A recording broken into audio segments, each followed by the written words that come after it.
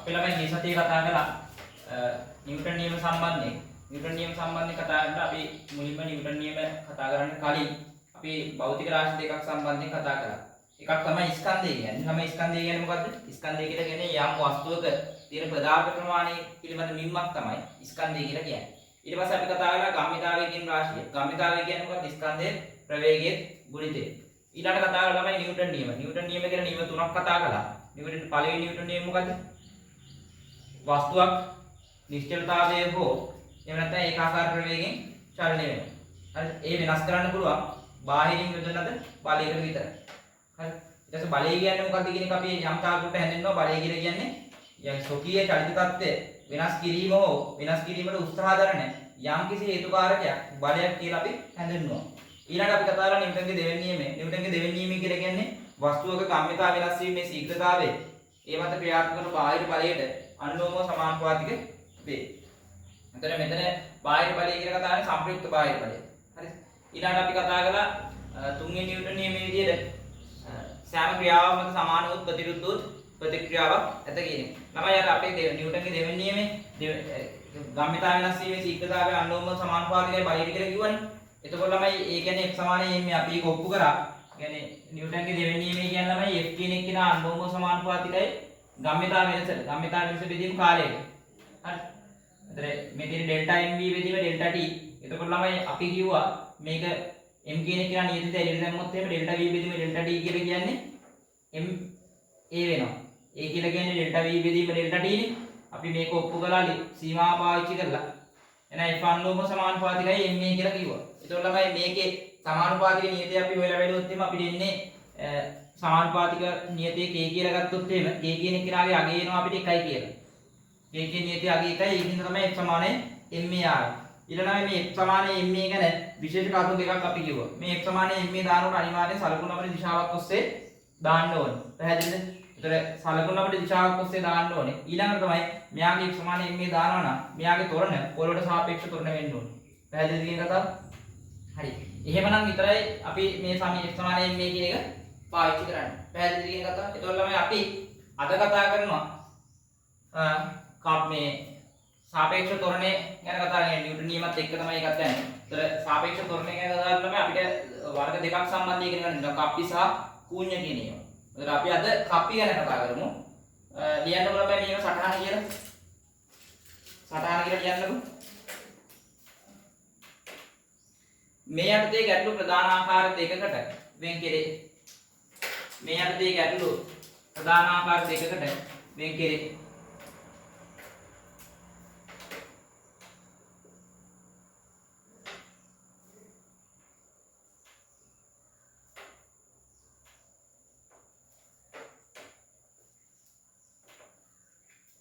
එක කප්පි පිළිබඳ ගැටලු, කප්පි පද්ධති පිළිබඳ ගැටලු, දෙක කූඤ්ඤ පිළිබඳ ගැටලු.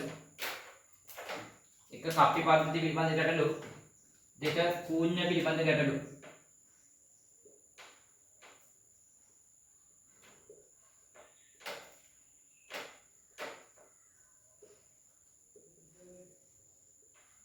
හරි. අපි ළමයි ඔන්න ඔය කාරණා දෙක සම්බන්ධයෙන් ඔන්න ගණන් වර්ග දෙක සම්බන්ධයෙන් අද අපි කතා කරනවා. යන්නේ ඊළඟට අනුමාතුකාව අපි මුලින්ම තමයි කප්පි පද්ධති ගැන කතා කරමු. කියන්නේ කප්පි පද්ධති පිළිබඳ ගැටළු විසඳීම. කප්පි පද්ධති පිළිබඳ ගැටළු විසඳීම. කප්පි පද්ධති පිළිබඳ ගැටළු විසඳීම.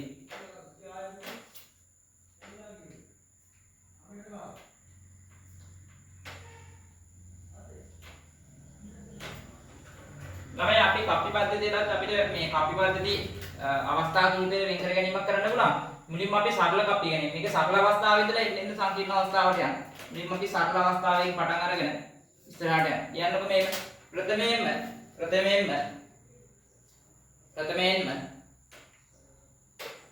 සරල කප්පි පද්ධති පිළිබඳ හදාරනු ලැබේ. සරල කප්පි පද්ධති පිළිබඳ හදාරනු ලැබේ. සරල කප්පි පද්ධති පිළිබඳ හදාරනු ලැබේ.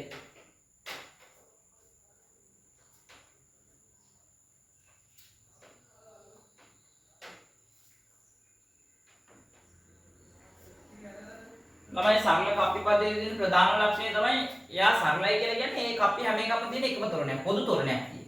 හරි. يعني අපි සංකීර්ණ කප්පි පද්ධතියක් ගත්තොත් එයාගේ කප්පියෙන් කප්පියට තොරණ වෙනස් වෙන්න පුළුවන්. හරි. අපි සරල කප්පි පද්ධතිය කියලා කතා කරලා එයාගේ ඕනම කප්පියක් නැත්නම් ඒමක් තියෙන ඕනම අංශවලට හරි හැම එකම පොදු තොරණයක් තියෙනවා. දැන් මේව සරල කප්පි පද්ධතියක අංශු පද්ධතියක සරල කප්පි පද්ධතියක අංශු පද්ධතියේද අංශු පද්ධතියේද පොදු තොරණයක් ඇති බැවින් පොදු තොරණයක් ඇති බැවින්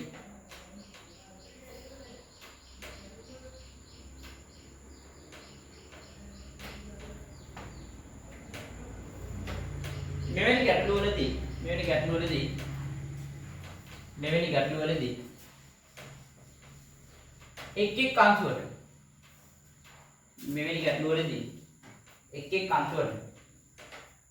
එක් එක් අංශුවට F සමානයි ma වෙන වෙනම යොදනු ලබයි.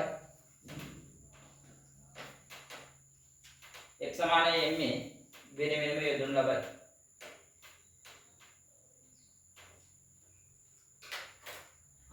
අපි ළමයි ගානක් අරගෙන කතා කරමු. ලියන්නකො ළමයි මේක. M1 M2 simple M1 M2 ස්කන්ධ ඇති අංශු දෙකක් තබා කුඩා සුමට අචල කප්පියක් M1 M2 ස්කන්ධ ඇති අංශු දෙකක් කුඩා සුමට අචල කප්පියක් උඩින්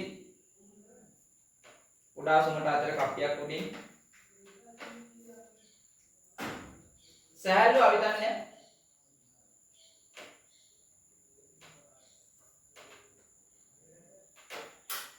තන්තුවක් මගින් ඈදා ඇත.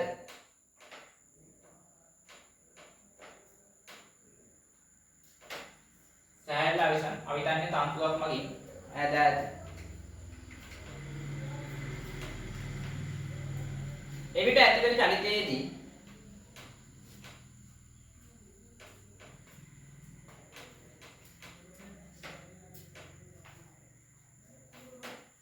තන්තුවේ ආතතිය සොයන්න. එවිට ඇතිවන චලිතයේදී තන්තුවේ ආතතිය සොයන්න.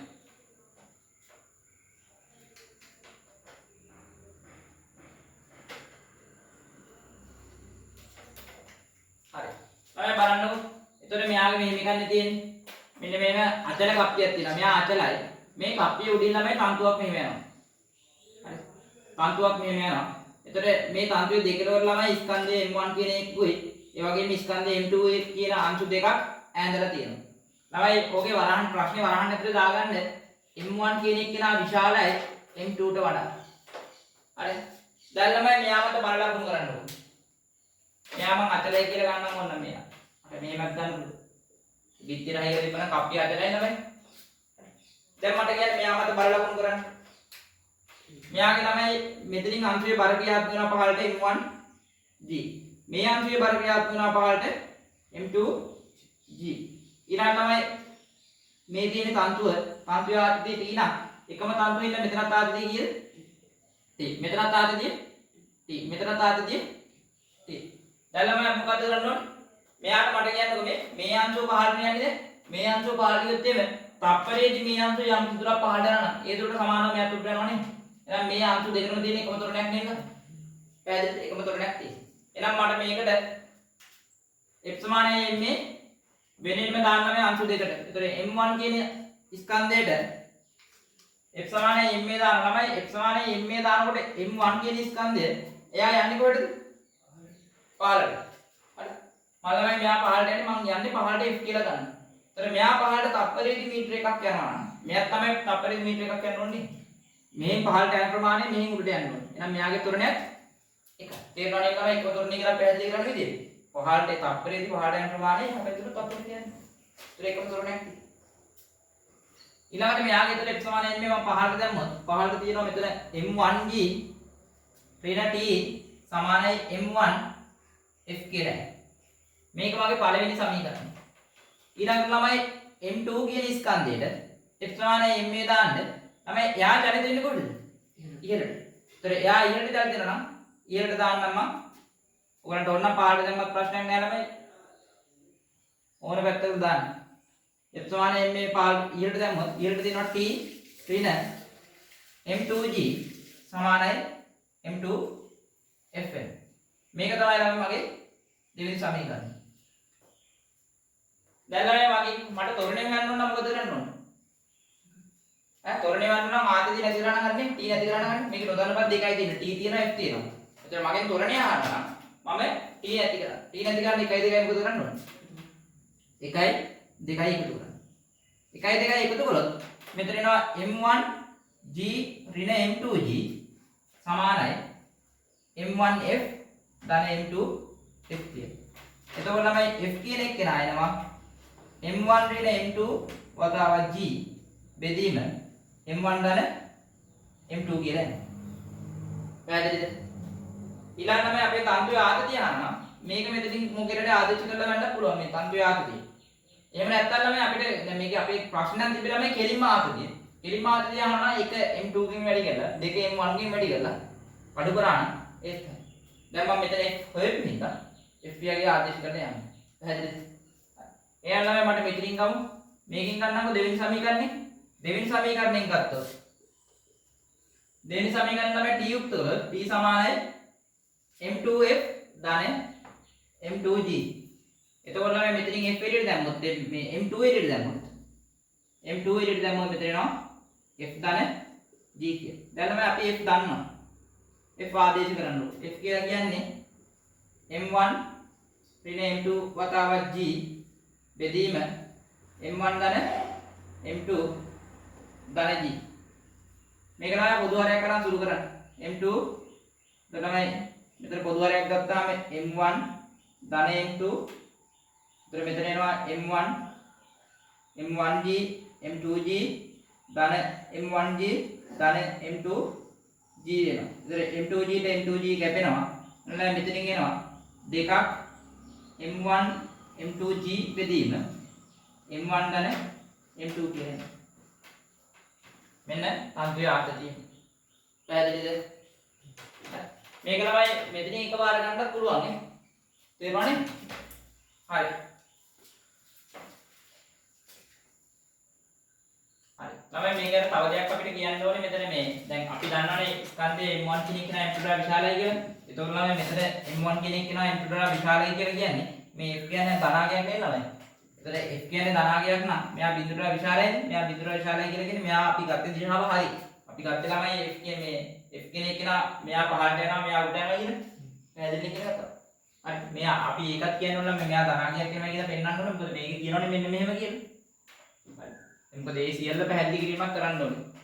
හරි. ඊළඟ ළමයි මේක ගන්න කියන්නේ සුමට දිරස් මේසයක් මත තබා ඇති. සුමට දිරස් මේසයක් මත තබා ඇති.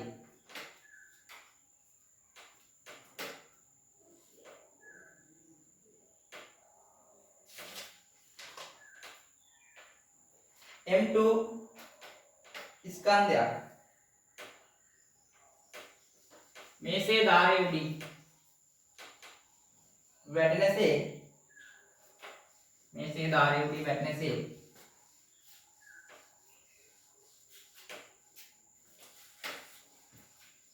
දැන් සැහැල්ලු අවිතන්න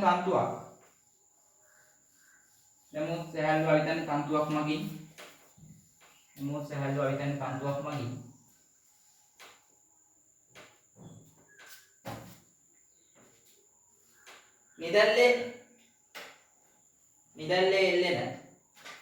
නිදැල්ලේ එල්ලෙන m1 ස්කන්ධයකට සම්බන්ධ කර ඇත. m1 ස්කන්ධයකට සම්බන්ධ කර ඇත.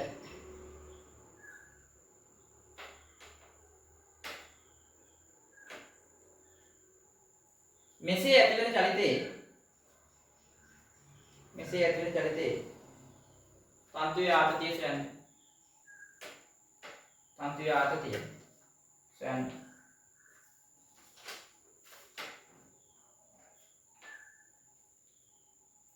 තන්තුවේ ආතතිය සොයන්න.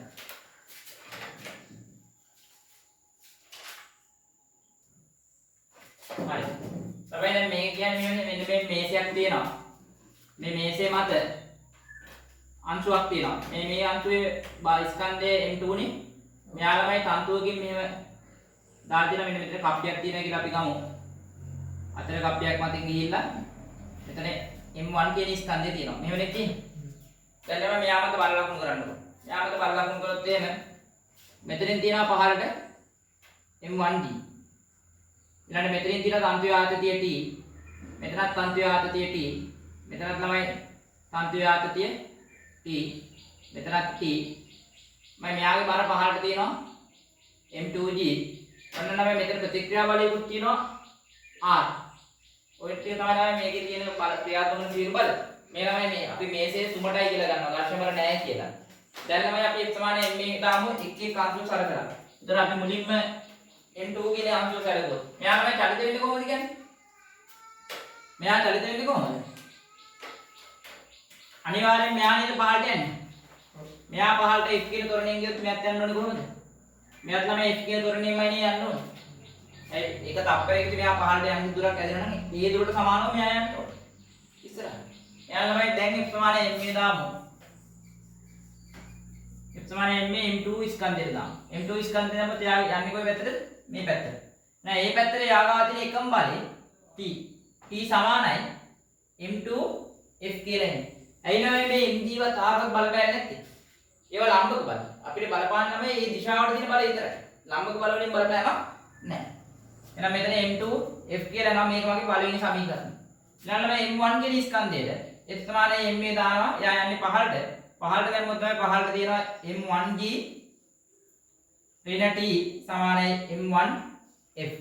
මේක තමයි මගේ දෙවෙනි සමීකරණය. දැන් තමයි මට තොරණේ හොයන්න පුළුවන් 1 2 එකතු කරලා. 1ට 2 එකතු කරන්න. එකතු කරාම තමයි මට එන m1g සමානයි m1 ධන m2 වතාවක් f. එහෙනම් මෙන්න f කියන එක එනවා m1g වෙදීම m1 ධන m2 කියලා. මම අහන්නේ තන්තුවේ ආතතිය يعني එකට ආදේශ කරනවා නම් කිලිම හරිනේ. t කියන එක එනවා ළමයි. m2 වතාවක් f කියලා කියන්නේ m1g වෙදීම m1 ධන m2. එහෙනම් මෙතනින් එනවා m1 m2g වෙදීම m1 ධන m2 කියලා එනවා. තන්තුවේ ආතතිය. තන්තුවේ ආතතිය. හරිද? හරි. ලියන්න තමයි ඊළඟ ප්‍රශ්නේ. සුමට තිරස් මේසයක් මත සුමට තිරස් මේසයක් මත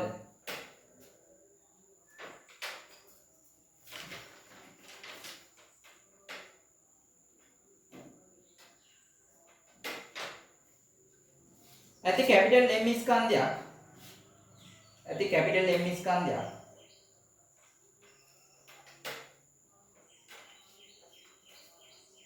ඇති කැපිටල් M ස්කන්ධයක් මේසේ ප්‍රතිවිරුද්ධ ධාර දෙකට සවිකල මේසේ ප්‍රතිවිරුද්ධ ධාර දෙකට සවිකල මේසේ ප්‍රතිවිරුද්ධ ධාර දෙකට සවිකල මේසේ ප්‍රතිවිරුද්ධ ධාර දෙකට සවිකල සුමට කප්පි දෙකක් උඩින් යවු සුමට කප්පි දෙකක් උඩින් යවු සුමට කප්පි දෙකක් උඩින් යවු අප්‍රත්‍යස්ත තන්තු දෙකක් මගින් අප්‍රත්‍යස්ත තන්තු දෙකක් මගින්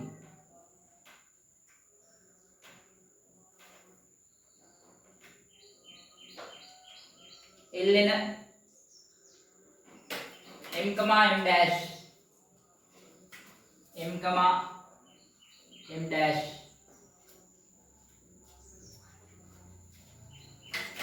යන ස්කන්ධ දෙකට ඈත ඈත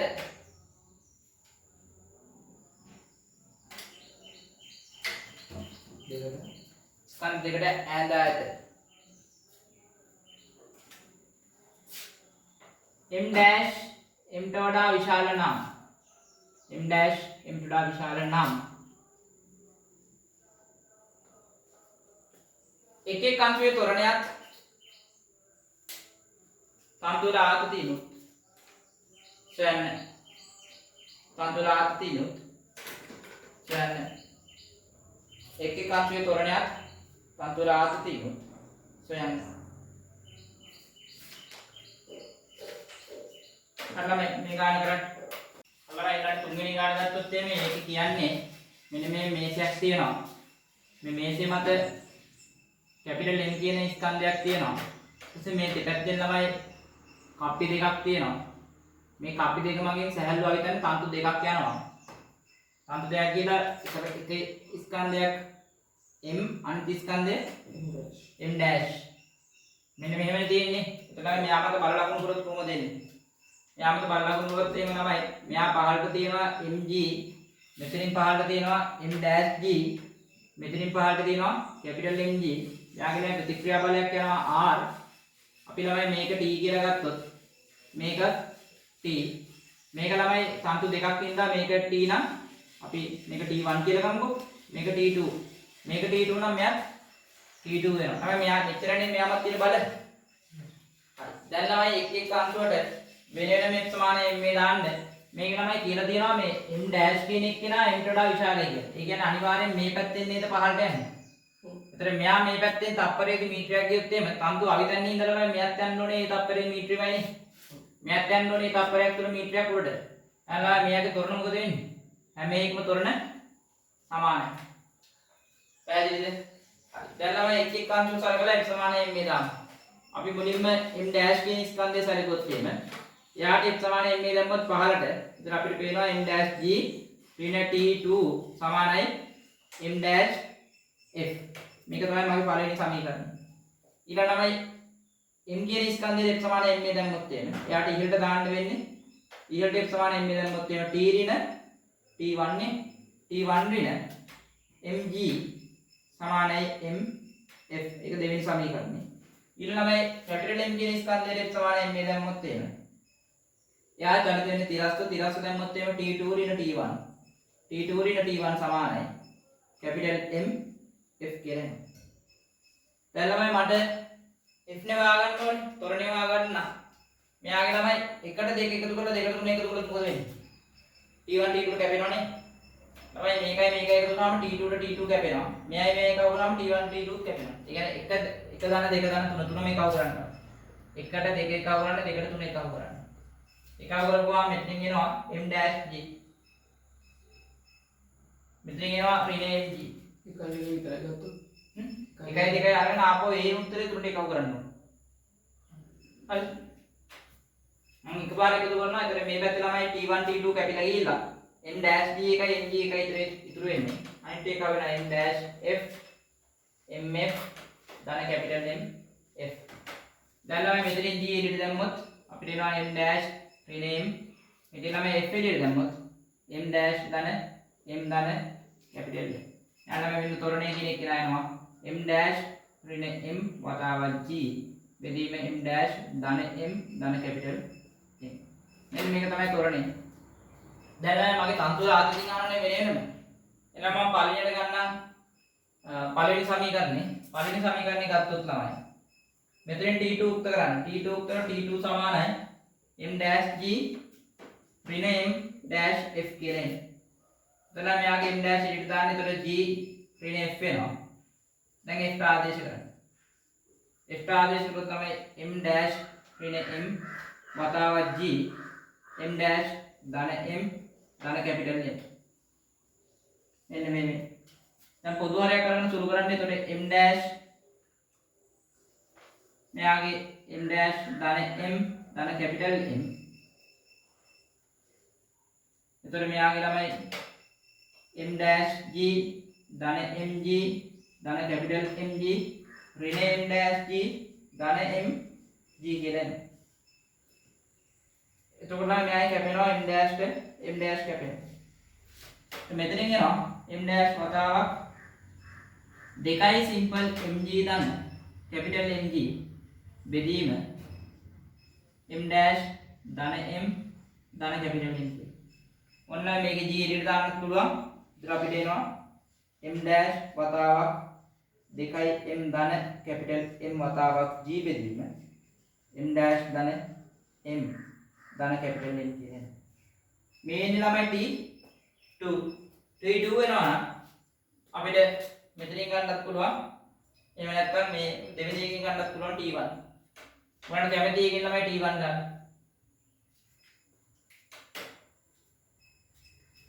මම මේකට පින්තූරේ මකන්නම්.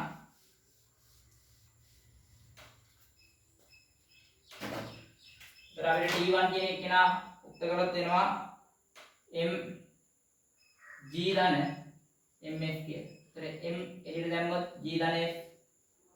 ඒතර m වතාවක් g f කියලා කියන්නේ අපි කලින් දන්නවා m dash ඍණ m වතාවක් g m dash ධන m ධන කැපිටල් A. මෙන්න මෙහෙම නෙන්නේ. යාළුවා පොදු හරයක් ගන්න. m මෙතන m dash ධන m ධන කැපිටල් M. එතකොට m dash g mg ධන කැපිටල් mg ධන m dash g ඍණ mg. එතකොට නම් මෙයාගේ මේකට මේක කැපෙනවා. කැපිලා වෙන්නේ මෙතනින් එනවා. m වතාවක් මට g එළියට දාන්න පුළුවන්. g එළියට දැම්මොත් මෙතන එනවා m dash ධන m dash කියන්නේ දෙකයි m dash ධන කැපිටල් A. බෙදීම m ධන m dash ධන m ධන කැපිටල් A. මේ දෙන්නේ තමයි T1. දැන් මෙන්න මේ විදිහට T1 T2 කරනවා යන්න පුළුවන්. හරි. ඊළඟ ගාන ලියන්න.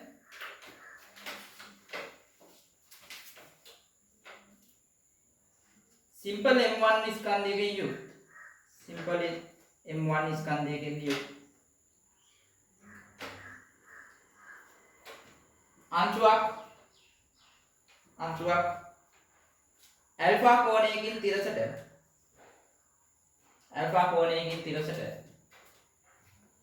ඇල්ෆා කෝණයකින් තිරසට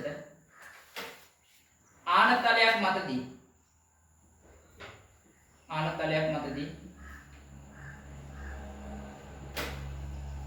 තලයේ මුදුනේ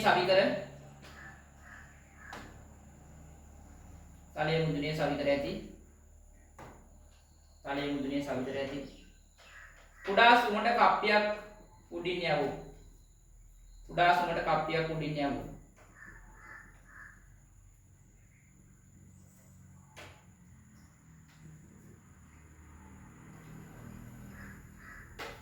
සැහැල්ලු අවිතන්‍ය තන්තුවක් මගින්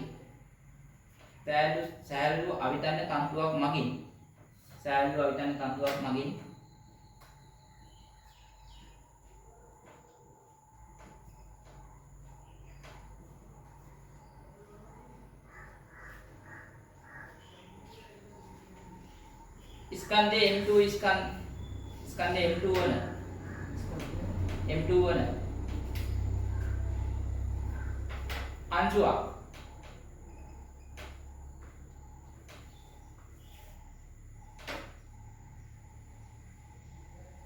තන්තුවට සවි කර ඇති අතර ඒ නිදහසේ එල්ලෙමින් පවතී.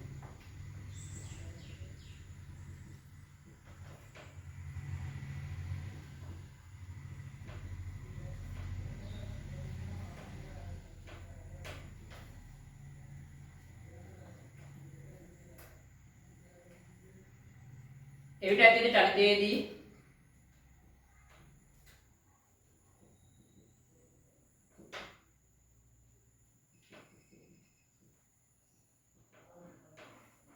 තන්තුවේ ආතතියක්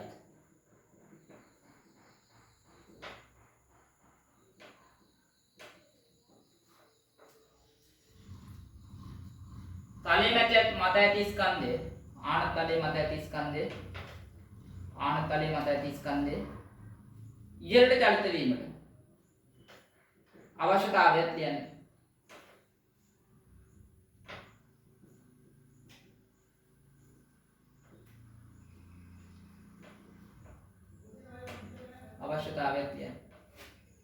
හරි නේද?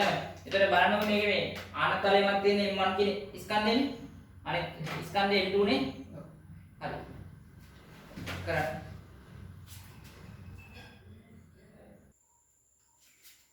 ඊළඟ ළමයි තියෙන්නේ මේ ආනතලයක් තියෙන්නේ. මෙන්න මේ ආනතලයේ කෝණය කියනවා. කෝණය ඇල්ෆා. ආනතලයේ කෝණය ඇල්ෆා. ඒතර මේ ආනතලයේ කෙරවලේ ළමයි මොකක්ද තියෙන්නේ? කප්පියක් තියෙනවා. දැන් මේකේ අංශුවක් මෙහෙම තියෙනවා. මේකෙන් තන්තු දින්නිය සම්බන්ධද එකක් නිදාසේ මෙහෙම එන්නේ. මොකක් ගන්න කියන්නේ? දැන් ළමයි මෙයාගේ ස්කන්ධය කීයද? m1. මෙයාගේ ස්කන්ධය m2. දැන් බල ලකුණු කරන්න. එතන මෙයාගේ සිරස්ව පහළට m1g. මෙයාගේ m2g. එකම තන්තුවෙන්ද තන්තුවේ ආතතිය t. මෙයාගේ t. මෙයාගේ ළමයි පහළට මේ ලම්බක ඉහළට බලයක් තියෙනවා r. එච්චරනේ ළමයි. දැන් බලන්නකෝ ළමයි. දැන් මම එක එක අංශුවට x සමාන m මේ දානවා. එතකොට නම් මේකේ වෙන්න පුළුවන් මොකද්ද? අපි මේක ඉහළට යනවාද පහළට යනවාද කියලා දන්නේ නැහැ නේද? m1 m2 විශාල කියලා දන්නේ නැහැ නේ. එහෙනම් මම මුලින්ම ගන්නවා ළමයි මේ මෙයා මේ ඉහළට යනවා කියලා ගන්න නැත්නම් පහළ. අපි හිතමුකෝ මෙයා ඉහළට යනවා කියලා. මෙයා ළමයි මෙහෙම ඉහළට ගියොත් එහෙම මෙයා පහළට යන්න ඕනේ. මේ පැත්තෙන් ළමයි තලයේ දිගේ මීටරයක් ඉහළට ගියොත් මෙයා මේ පැත්තෙන් මීටරයක් පහළට යන්න ඕනේ. එහෙනම් එකම තොරණයක් නේ ළමයි තියෙන්නේ. මෙයාගෙත් f නම් මෙයාගෙත් f වෙන. දැන් ළමයි අපි f සමානයි m මේ දාමු. මුලින්ම තලයේ මත තියෙන m1 ස්කන්ධය දාමු. ඒතර තලයේ මත තියෙන m1 ස්කන්ධය දාන්න අංශුවේ චලනය වෙන්නේ ළමයි තලයේ දිගේනේ. එහෙනම් මේ පැත්තට නේ දාන්න වෙන්නේ මට f සමානයි මේ. එහෙනම් මේ පැත්තට f සමානයි m දානකොට ඉහළට තියෙන බලයක් තියෙන ළමයි තලයේ දිගේ t + ඍණ මේ mg ගේ සම්නච්චකයක් කියනවනේ ළමයි මේ පැත්තට. ළමයි මේ කෝණය α නම් මේ කෝණය කීයද? ඈ මේ කෝණය α නම් මේ කෝණය කීයද? 90 ඍණ α. 90 ඍණ α නම් මේ චූටි කෝණය කීයද? 90 ඍණ α ප්‍රතිමුඛ කෝණය. එහෙනම් මේ කෝණය කීයද? ඒ කෝණය α. එහෙනම් α නම් නම මෙයා මට මේ පැත්තට නමන්න පුළුවන් m1g sin α කියලා. ඒතර m1g sin α සමානයි m1 f. පැහැදිලිද? මේක තමයි මගේ පළවෙනි සමීකරණය. ඊළඟ දෙවෙනි සමීකරණය ගන්න m2 කියන ස්කන්ධයට f සමානයි m දාන්න කොහෙද? පහළට දාන්න. ඒතර පහළට දෙනවා m2g ඍණ t සමානයි m2 f. ඒක තමයි මගේ දෙවෙනි සමීකරණය. එයාලා මේ තන්තුවේ ආත්‍රි වල නැති කරන්න පුළුවන් 1 2 එකතු කරන්න. එකට දෙක එකතු කරන්න. එකට දෙක එකතු කරාම අපිට එනවා m2g ඍණ m1g sin α සමානයි m1f ධන m2f.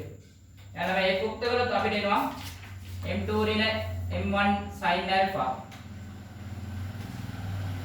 වතාවත් g එළියට දාන්න මෙතන එනවා m1 ධන m2 f කියන එක කියලා එන්නේ මේ වගේ තමයි. අපේ තන්තුවේ ආත්‍යය දානවනේ. තන්තුවේ ආත්‍යය ගත්තොත් තන්තුවේ ආත්‍යය මට ලේසියෙන් වන්න පුළුවන් මේකෙන් හැම දෙයක් ගන්න. මම පළවෙනි එක ගත්තොත් එහෙම t සමානයි. ඒතර m1 f ධන m1g sin α. ඒතකොට ළමයි මෙතනින් m1 මම එළියට දැම්මොත් එහෙම මෙතන m1 f කියන්නේ අතරින් ගත්ත හැකි m2 ඍණ m1 sin α වතාවත් g බෙදීම m1 ධන m2 ඍණ මෙතන ධන m1 එළියට ගියාම g sin α කියලා එනවා. එතකොට m1 ධන m2 කින් පොදු හරයක් ගන්න. එතකොට මෙතන එනවා m2g m1 sin α m1g sin α මෙතන m1g sin α ධන m2g sin α. එතන මේකට මේක කැපෙනවා. කැපිලා අපිට මෙතන ළමයි m2g එදිට දාන්න පුළුවන්. එතන m1 m2g එනවා. මෙතන එනවා එක ධන sin α කියලා එන්නේ. එක ධන sin α බෙදීම m1 ධන m2 කියලා එන්නේ. शांति आती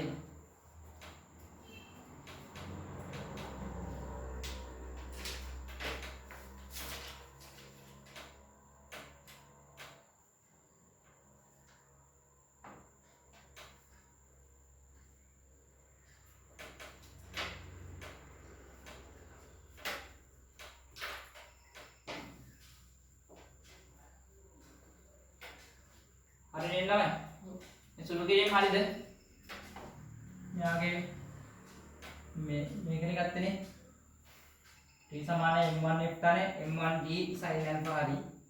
එතකොට m1 එකට දාන්න පුළුවන්. එතකොට m1 වතාවක් f කියලා කියන්නේ m2 ඍණ m1 sin alpha වතාවක් g m1 ධන m2 ධන g sin alpha හරි. එතකොට m1 ධන m2 ගේ පොදු වරය ගත්තොත් මෙතන එනවා m2g ඍණ m1 g sin alpha. මෙතනින් එනවා පොදු වරය ගත්තාම m1g sin alpha ධන m2g sin alpha කියලා එනවා. හරිද? මේක නෙන්නේ. හරි. ඊළඟ ළමයි අපිට කියනවා අවස්ථාව කියලා මෙයා ඉහළට යන්නේ. මම ඉහළට යනවා කියන්නේ තොරණේ ඉහළට තියෙන්න ඕනේ. ඒ කියන්නේ මේ තොරණේ මොකද වෙන්න ඕනේ? ධනාගයක් වෙන්න ඕනේ ළමයි. මෙයා ඍණාගයක් වුණොත් මොකද වෙන්නේ? පහළට යනවා. නම් මට අවශ්‍යතාවය ලියන්න පුළුවන්. m1 තලයේ දිගේ ඉහළට යන්න. m1 තලයේ දිගේ ඉහළට ගමන් කිරීමට නම් මොකද වෙන්න ඕනේ? f කියන එක නා බිඳුවට වඩා විශාල වෙන්න ඕනේ. හරි. f කියන එක නා බිඳුවට වඩා විශාල වෙන්න ඕනේ. එහෙනම් f කියන එක නා බිඳුවට වඩා විශාල නම් f කියන්නේ තමයි අපිට එනවා මෙතන m2 ඍණ m1 sin alpha වතාවක් g බෙදීම m1 ධන m2 විශාලය සමානයි බිඳුව. ළමයි අපි දන්නවා m1 ධන m2 කියන්නේ අනිවාර්යෙන් ධනාගයක් වැඩි කරාම මට එනවා m2 ඍණ m1 sin alpha වතාවක් g විශාලය සමානයි බිඳුව. g ගෙන් බෙදලා දාන්න. ඒතර m2 ඍණ m1 sin alpha කියන එක නා බිඳුවට විශාලයි. මෙතනින් එනවා m2 කියන එක නා m1 sin alpha වලට විශාලයි නම් මොකද වෙන්නේ? අනිවාර්යෙන් මේ m1 කියන ස්කන්ධය ඉහළට චලිත වෙනවා. m1 කියන ස්කන්ධය ඉහළට චලිත වෙනවා. හරි. දාගන්න.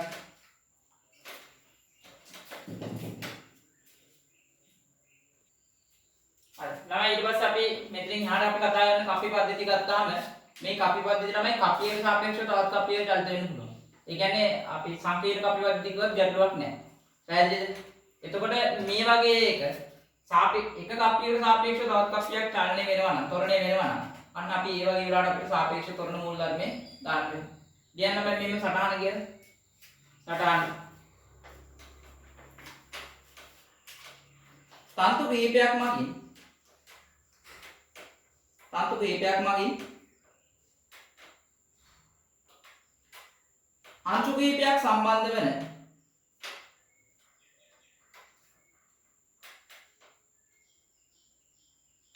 අංශු කිහිපයක් සම්බන්ධ වෙන කප්පි පද්ධති පිළිබඳ ගැටලුවලදී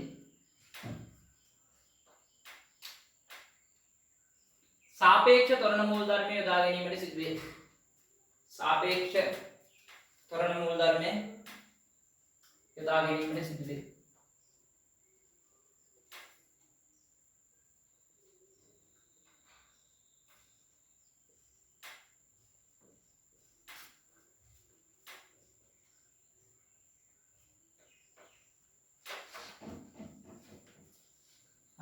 තමයි සාපේක්ෂ ත්වරණ මූල ධර්මය. සාපේක්ෂ ත්වරණ මූල ධර්මය කොහොමද ලියන්නේ? මට ළමයි a ට සාපේක්ෂව b ගේ ත්වරණය ඕන නම් මෙයා ලියන්න පුළුවන් පොළොවට සාපේක්ෂව b ගේ ත්වරණය ධන a ට සාපේක්ෂව පොළොව ත්වරණය කියලා. තමයි අපි සාපේක්ෂ ප්‍රයෝග මේ මූල ධර්මයේ වගේමයි සාපේක්ෂ ත්වරණ මූල ධර්ම. නම් මෙන්න මේක තමයි සාපේක්ෂ ත්වරණ මූල ධර්මය. අපි සාපේක්ෂ ප්‍රවේගය නැත්නම් සාපේක්ෂ චලිතයේ පාඩමේදී මේක ඔප්පු කිරීම කරා. පැහැදිලිද? එතකොට a ට සාපේක්ෂව b ගේ ත්වරණය කියන්නේ පොළොවට සාපේක්ෂව b ගේ ත්වරණය ධන a ට සාපේක්ෂව පොළොවේ ත්වරණය. අපි මේක සාධාරණ විදිහට මේ abc කියලා තුනක් ගත්තොත් එන්නේ මට ලියන්න පුළුවන් a ට සාපේක්ෂව b ගේ ත්වරණය කියලා කියන්නේ c ට සාපේක්ෂව b ගේ ත්වරණය ධන a ට සාපේක්ෂව c ගේ ත්වරණය කියලා. එතකොට අපි මෙතන හැමතිස්සෙම සකස් කරන්න තමයි තුන්වෙනි නිර්ණායකයේ විදිහට පොළොව. හරි. දැන් c වෙනුවට පොළොව ගන්න. ලියන්නව සාපේක්ෂ ත්වරණ මූල ධර්මය කියලා. මෙන්න මේක ලියලා දාගන්න. a ට සාපේක්ෂව b ගේ ත්වරණය සමාන වෙනවා c ට සාපේක්ෂව b ගේ ත්වරණය ධන a ට සාපේක්ෂව c ගේ ත්වරණය. හැමතිස්සෙම මේ b යේ මැද්දට තමයි c සෙට් වෙන්නේ. c ආක් කරාම මේකෙන් දුන්න.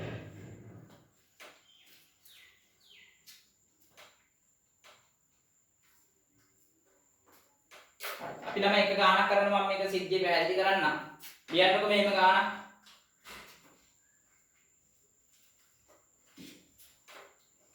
සුමට අචල කප්පියක් මත මතින් සුමට අචල කප්පියක් මතින්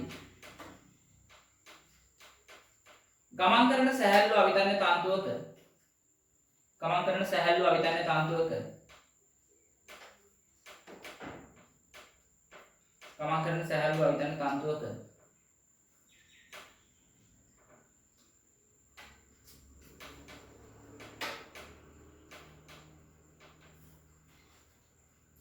කෙලවරක් ස්කන්ධයේ කිලෝග්‍රෑම් 4ක් වන අංශුවකටද කෙලවරක් ස්කන්ධයේ කිලෝග්‍රෑම් 4ක් වන අංශුවකටද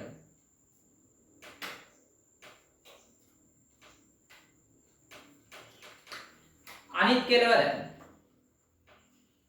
කෙලවර සැහැල්ලු සුමට සචල කප්පියකටද සම්බන්ධ කොට තිබේ සැහැල්ලු සුමට සචල කප්පියකටද සම්බන්ධ කොට තිබේ සැහැල්ලු සුමට සචල කප්පියකටද සම්බන්ධ කොට තිබේ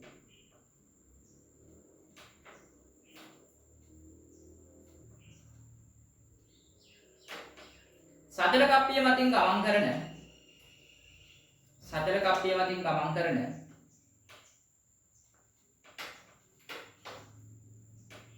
තවත් සැහැල්ලු අවිතන්‍ය තන්තුවක දෙකෙලවර දෙකෙලවරට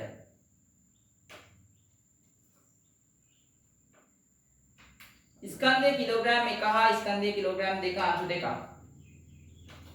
ස්කන්ධයේ කිලෝග්‍රෑම් 1 හා ස්කන්ධයේ කිලෝග්‍රෑම් 2 අංශු දෙකක් අමුණා තිබේ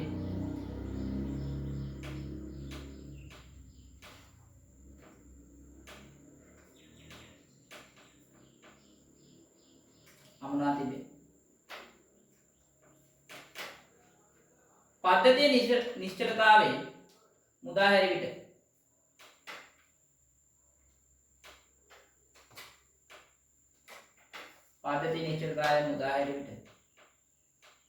කිලෝග්‍රෑම් 2 අංශුව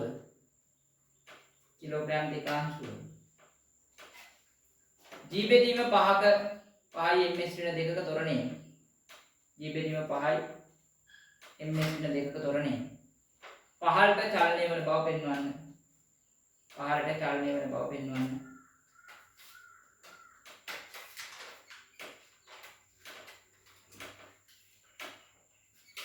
හරි. දැන් අපි මෙයාගේ කප්පි පද්ධතිය අඳිමුකෝ. මෙයාගේ මුලින්ම දින අචල කප්පියක් තියෙනවා. ඒතර සැහැල්ලු මෙන්න මේ අචල කප්පියක් තියෙනවා. මේ අචල කප්පිය මතින් ගමන් කරනවා. තන්තු දෙකක්. එක තන්තුවක් ගමන් කරනවා. ඒ එක තන්තුවක ළමයි ස්කන්ධයක් එල්ලෙනවා. ඒ ස්කන්ධය කීයද? කිලෝග්‍රෑම් 4. ඊළඟට අනිත් තන්තුවේ මොනවා ළමයි තියෙන්නේ? සචල කප්පියක් තියෙනවා. ඒ කියන්නේ මේ කප්පිය ළමයි ඉහළ පහළ යනවා. මේ සචල කප්පිය, ඒ සචල කප්පිය ස්කන්ධය දින සැහැල්ලු කියලා කියන්නේ. සැහැල්ලු කියන්නේ මෙයාගේ ස්කන්ධයක් නෑ. එතන මේ සචල කප්පිය මතින් තමයි ආපහු තන්තුවක් ගමන් කරලා දෙවෙනි තන්තුව. ඒ එක තන්තුවක කෙලවරක තියෙනවා කිලෝග්‍රෑම් 1ක ස්කන්ධයක් අනිත් කෙලවරේ තියෙනවා කිලෝග්‍රෑම් 2ක ස්කන්ධයක්. මෙන්න මේක ළමයි නේ කියන්නේ. මේක ළමයි අපිට A කියලා නම් කරනවා මේක B කියලා නම් කරනවා. හරි. දෙකයි දෙකයි අංශුව මේ ජීවිතේ පහේ දෙක තමයි. යනවා කියලා පෙන්නන්න තියෙන්නේ. ඒ කියන්නේ තොරණේ අපෙන් ආන්නේ. ළමයි දැන් මේකේ මට කියන්නකො මෙයා ඉහළට ගියොත් එහෙම B කප්පිය පහළට යන තොරණේ සමානයි. හැබැයි මෙයා දෙකේක පහළට යන තොරණේ මෙයා ඊළඟ තොරණේ සමානද? නේද? පැහැදිලි. එතකොට ළමයි මට මේක මෙහෙම ලියන්න පුළුවන්. මම ළමයි මේක AB මේක නම් A කියන එක මම A කියන එක මේක කියලා ගන්නම්. A B මේ C අංශුව මේ D අංශුව කියලා ගන්න. පැහැදිලි. A B C D කියලා නම් කරා. දැන් ළමයි මට මෙයාගේ චලිතය හඳුනා ගන්න ඕනේ. මෙයාගේ චලිතය හඳුනාගත්තාම දැන් ළමයි මේ සම්පූර්ණ ස්කන්ධ වැළුවාම කවුද වැඩි ළමයි? මෙයා නේද වෙන්නේ? මෙයා කිලෝග්‍රෑම් 4යි. එතකොට මෙයා පහළට යනවා. හරි. තුනයි කප්පිය වරකුත් තියෙනවානේ. මේ කප්පිය බර නැහැ. සෑල් විරන්නේ. මෙයා කප්පිය බර නැහැ. එතකොට මෙයා ළමයි පහළට යන තොරණේ මම F1 කියලා ගත්තොත් එන්නේ. මේ කප්පිය ඉහළට යන තොරණේ F1 කියන තොරණේ ඉන්නේ. ඊළඟට මම කරන්නේ මේ කප්පියට සාපේක්ෂව. මේ කප්පියට සාපේක්ෂව මෙයා මොකද වෙන්නේ? පහළට යනවා. B ට සාපේක්ෂව. B ට සාපේක්ෂව මෙයා පහළට යනවා නම් තමයි F2 කියලා තොරණේ. මෙයා B ට සාපේක්ෂව මොකද වෙන්න ඕනේ? උඩට යන්න ඕනේ. මෙයා පහළට යන කිසි දුරක් යනවා මෙයා ඒ සමාන උත්තරයක්. හැබැයි A ඉදිරියට කලේ පොළොට සාපේක්ෂව නෙමෙයි B ට සාපේක්ෂව. දැන් ළමයි මම ඔක මෙහෙම ලියන්නම්. දැන් අපි දන්නවා පොළොවට සාපේක්ෂව F1 තොරණ. කියලා ළමයි F1 නේ පොළොවට සාපේක්ෂව A ගේ තොරණේ. පොළොවට සාපේක්ෂව A ගේ තොරණේ පහළට F1. හරි. ඊළඟට අපි දන්නවා පොළොවට සාපේක්ෂව B ගේ තොරණේ. B කියන්නේ සතර කප්පිය. සතර කප්පිය එයා ඉහළට F1. ඊළඟට ළමයි අපි මේ C කියලා ගත්තොත් මොකද? මේ C කියලා ලියන්නේ කාට සාපේක්ෂවද? B ට සාපේක්ෂව C ගේ තොරණේ. B ට සාපේක්ෂව C ගේ තොරණේ මොකද්ද? ඉහළට F2. පැහැදිලිද? ඊළඟට B ට සාපේක්ෂව D ගේ තොරණේ. B ට සාපේක්ෂව D ගේ තොරණේ කියලා කියන්නේ පහළට F2. හරි මෙන්න මම සාපේක්ෂ තොරණ ටික ලියුවා. දැන් ළමයි මට F සමානයි ma දාන්න නම් මම ඉස්සෙල්ලා කිව්වා F සමානයි ma දාන්න පොළොවට සාපේක්ෂව තොරණ තියෙනවා. එතකොට මට මේ F2 ගෙන් දාලා නේද? නෑ. එයා මෙයා හදා ගන්න ඕනේ පොළොවට සාපේක්ෂව තොරණ. අන්න ඒකට තමයි අපිට ඕනේ සාපේක්ෂ තොරණ මූලධර්ම. එයා ළමයි මට ඕනේ C පොළොවට සාපේක්ෂව C කොච්චරක් යනවද කියන මම ඒක ලියනවා මෙහෙම. මට ඕනේ පොළොවට සාපේක්ෂව C ගේ තොරණේ. හලා මෙයා ලිව්වේ ඇයි? A ට සාපේක්ෂව A නෙමෙයි B නේ. අපි දන්නේ B නේ. B ට සාපේක්ෂව C ගේ තොරණේ ධන. B ට සාපේක්ෂව C ගේ තොරණේ ධන. පොළොවට සාපේක්ෂව B ගේ තොරණේ. හරි නේද? B to B කැපිටල් එක මේක එනවනේ. හරි. දැන් ළමයි මේක ආදේශ කරන්න ඕනේ. අපි දන්නවා B ට සාපේක්ෂව C ගේ තොරණේ දන්නවා ඉහළට F2. මෙයා ඉහළට F2. පොළොවට සාපේක්ෂව B ගේ තොරණේ අපි ඒක දන්නවා ළමයි. පොළොවට සාපේක්ෂව B ගේ තොරණේ කියන්නේ F1 යත් තියෙනවා. F1 උත් තියෙනවා. එහෙනම් මෙයාගේ සංප්‍රයුක්ත එනවා F1 ධන F2. පැහැදිලිද? ඊළඟ මට ආයෙ හොයන්න D ගේ. එතන D ගේ හොයන්න ඕන මේ පොළොවට සාපේක්ෂව D ගේ තොරණේ කියලා කියන්නේ B ට සාපේක්ෂව D ගේ තොරණේ ධන පොළොවට සාපේක්ෂව B ගේ තොරණේ. එතන පොළොවට සාපේක්ෂව මේ B ට සාපේක්ෂව D යන්නේ පහළට ළමයි. මෙයා පහළට F2. මෙයා තියෙන පොළොවට සාපේක්ෂව B ගේ තොරණේ තියෙන්නේ ඉහළට F1. එහෙනම් ළමයි මෙයා මම පහළට ගත්තොත් F2 ඍණ F1 කියන්නේ. ඒ දිශාවට විරුද්ධයි. රාඩි. පැහැදිලිද? අන්න දැන් සාපේක්ෂ තොරණ හරි. දැන් අපිට F සමානයි මේ දාගෙන යනවා. හරි. මුලින්ම ළමයි අපි ගමු A ස්කන්ධේ. A ස්කන්ධේ F සමානයි මේ දාමු. මම F සමානයි මේ මෙහෙම දාන්නම්. පොදුවේ ලියන්න ළමයි F සමානයි මේ කියලා. මේ කියලා A ස්කන්ධයට දානවා. A ස්කන්ධේ කොහොමද දාන්නේ? 15. A ස්කන්ධයට 15 දානවා. 15 දැම්මොත් මෙයාට මොකක්ද වෙන්නේ? 15 දැම්මොත් තමයි 4යි මෙයාගේ බල ටික ලකුණු කරගෙන. මෙයාගේ බල ලකුණු කරගත්තොත් 15ට තියෙනවා 4යි G. මෙයාලා මේ T1 කියලා ගත්තොත් උදේ මෙයා T1 නේ. මෙයාගේ ළමයි 15 ස්කන්ධයක් තියෙනවද? නැහැ. ඊළඟට මෙයාගේ 15ට තියෙනවා 1යි G. මෙයාගේ 15ට තියෙනවා 2යි G. එතකොට ළමයි මෙතන තියෙනවා T2. මෙතනත් T2. ඒතර මෙතනත් T2. මෙතනත් T2. හරි. මේ විදිහෙන් එන්නේ. හරි. දැන් ළමයි අපි A ස්කන්ධයට දාමු. A ස්කන්ධයට පහළට දැම්මොත් එහෙම 4යි G 4යි G ඍණ T1 සමානයි 4යි F1. 4යි F1. මේක මගේ පළවෙනි සම්බන්ධය. ඊළඟ දෙවෙනි සම්බන්ධය අපිට ගත්ත හැකි B කප්පියට දාන්න. B කප්පිය ඉහළට දැම්මොත් එහෙම B කප්පියට ඉහළට දැම්මොත් F සමානයි ඉන්නේ. ඉහළට තියෙන ළමයි T1 විතරයි. පහළට තියෙනවා 2යි T2 නේ. ඒතර පහළට තියෙනවා 2යි T2. සමානයි. මෙයාගේ ළමයි ස්කන්ධයක් නැහැ නේ. ඒතර බිඳුව වැඩි කිරීම F1. බිඳුව වැඩි කිරීම F1 කියන්නේ බිඳුවයි නේ. බිඳුව වැඩි කිරීම F1 කියන්නේ බිඳුව. දැන් මේක තමයි මගේ දෙවෙනි සමීකරණය. ඊළඟ ළමයි C ස්කන්ධයට දාන්න. C ස්කන්ධේ කොහෙද දැන් දාන්න අපි? C ස්කන්ධේ පොළොට සාපේක්ෂව උඩට යන්නේ. නම් උඩට දාන්න. උඩට දැම්මොත් C ස්කන්ධයේ උඩට තියෙනවා ළමයි T2 කියන එක. T2 ඍණ 1යි G සමානයි එක වතාවක්. මෙයාගේ ඉහළට තියෙන තොරණේ වෙන්නේ F1 ධන F2 කියලා. මේක තමයි මගේ තුන්වෙනි සමීකරණය. ඊළඟට D කියන ස්කන්ධයට එයාට අපි පහළට දාමු. පහළට දැම්මොත් පහළට තියෙනවා ළමයි D කියන එක 2යි G ඍණ T2 සමානයි. දෙවතාවක් මෙයාගේ පහළට තියෙන තොරණේ වෙන්නේ F2 ඍණ F1. මේක තමයි ළමයි මගේ හතරවෙනි සමීකරණය. දැන් ළමයි මට හොයාගන්න ඕනේ තොරණේ නම් දැන් මට මේ හොයාගන්න ඕනේ තොරණේ නම් මෙයාගේ T1 T2 කපලා දාන්න බෑ. ඒතර T1 T2 කපන්න නම් මොකද වෙන්න ඕනේ? මෙයයි එකතු කරාන්න මේ T1 T1 කැපෙනවනේ. ඊළඟට මෙයයි එකතු කරා නම් මේකේ තමයි T2 ගන්න ඍණ 2යි T2 ධන T2 කියන්නේ ඍණ T2. ඍණ T2 මෙතනත් ඍණ T2 එකක් තියෙනවනේ. හරි. එතකොට නෑ මට මේ තුන පාවිච්චි කරලා මේ T2 නැති කරන්න. T2 නැති කරන්න මොකද කරන්න ඕනේ? මම මෙහෙම කරා නම් හරිනේ ළමයි. 1ට 2 එකතු කරා නම් T1 කැපෙනවා. හරි. දැන් 2ට 3 එකතු කරා නම් තව T2 එකක් කැපෙනවා. දැන් මෙතන ඉතුරුනේ ඍණ T2 නේ. ඍණ T2 මෙතන කැපෙන්න නම් මෙයා අඩු කරා නම් හරිනේ. එතකොට ඍණ ධන වෙනවනේ. එහෙනම් මම මේ හතරම එකපාර සුළු කරනවා.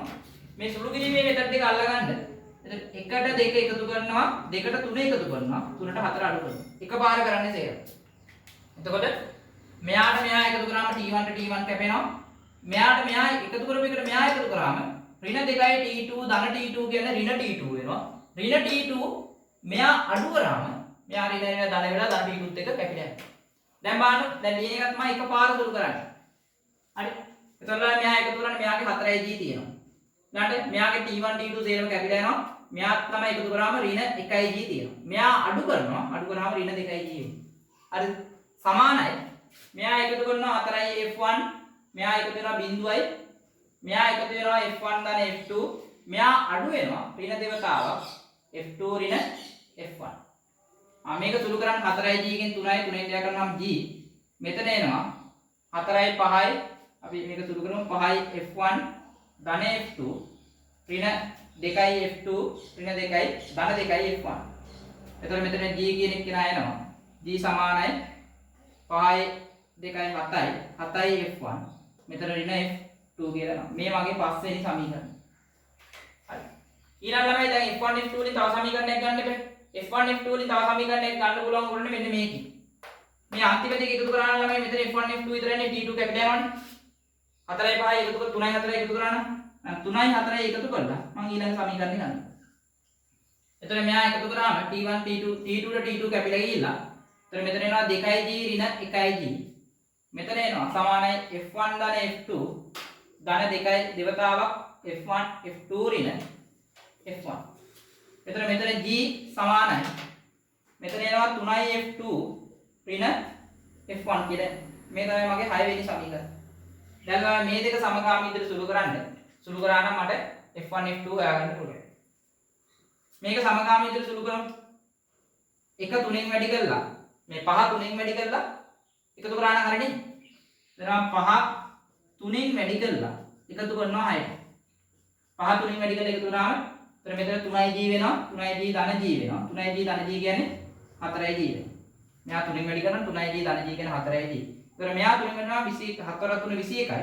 21යි මෙතන එකතු නම් 21 ඍණ F1 කියලා කියන්නේ සමාන වෙනවා 20යි F1. ඒතර මේක කැපිලා යනවනේ. එහෙනම් මෙන්න මෙතන එනවා F1 කියලා කියන්නේ G බෙදීම 5යි කියලා. F1 කියලා කියන්නේ G බෙදීම 5යි. F1 G බෙදීම 5යි නම් අපිට F2 හොයාගන්න පුළුවන්. F2 මම මෙහෙම ගන්නම් අපිට F2 කියලා කියන්නේ අතනින් අපේ පස්වෙනි සමීකරණයෙන් ගමු. පස්වෙනි සමීකරණයෙන් F2 උක්ත කරොත් එහෙනම් අපිට එනවා 7යි F1 ඍණ G. 7යි F1 ඍණ G. එතන 7යි F1 කියලා කියන්නේ F1 කියන්නේ අපිට එනවා 7යි G බෙදීම 5 වෙනවා ඒකට. 7යි G බෙදීම 5 ඍණ G. එතකොට මෙතනින් එනවා 2යි G බෙදීම 5යි කියලා. F2 කියන්නේ 2යි G බෙදීම 5. දැන් ළම අපෙන් අහන්නේ මොකද? අපේ ප්‍රශ්නේ ඇහුවේ මෙන්න මෙයා D කියන ස්කන්ධය G බෙදීම 5ක තොරණේ 15 වශයෙන් බවනේ. ඔය G බෙදීම 5ක තොරණේ 15 වශයෙන් කියන කාට සාපේක්ෂද? පොළොට සාපේක්ෂව. එහෙනම් මට හොයාගන්න වෙනවා මේ D කියන ස්කන්ධය පොළොට සාපේක්ෂව. D කියන ස්කන්ධය පොළොට සාපේක්ෂව ප්‍රවේගය කියලා. F2 ඍණ F1. එහෙනම් අපේ ප්‍රශ්නේ අහන්නේ ඒක ළම. එතන මගේ ප්‍රශ්නේ අහන්නේ D කියන ස්කන්ධය පොළොට සාපේක්ෂව 15 වශයෙන් ප්‍රවේගය. මේ තොරණේ. එතන D කියන ස්කන්ධය පොළොට සාපේක්ෂව ළමයි 15ට යන්නේ F2 ඍණ F1. ना F2 කියන්නේ මොකද 2යි G බෙදීම 5යි F1 කියලා කියන්නේ G බෙදීම 5යි මෙතනින් තමයි ළමයි G බෙදීම 5යි කියලා එන්නේ හරි ඕගොල්ලන්ට උත්තරේ මෙතනින් ඇවිල්ලා උත්තරේ ඩීටේල් එකක් ගෙවුවොත් වැරදියි ඈ මොකද අහන්නේ ප්‍රශ්නේ මේක නෙවෙයි අහන්නේ ප්‍රශ්නේ අහන්නේ මේ ස්කන්ධය කොච්චර තොරණේ මේ G බෙදීම 5ක තොරණේ 15 වශයෙන් G බෙදීම 5ක තොරණේ 15 වශයෙන් කියන්නේ පොළොවට සාපේක්ෂව 15 වශයෙන් ප්‍රවේගය පැහැදිලිද කියන කතාව?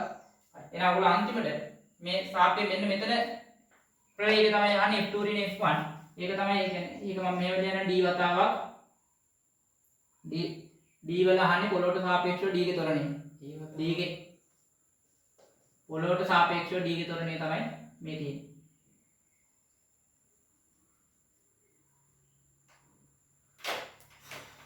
පහළට F2 ඍණ F1. හරි. ඔක ලියා ගන්න.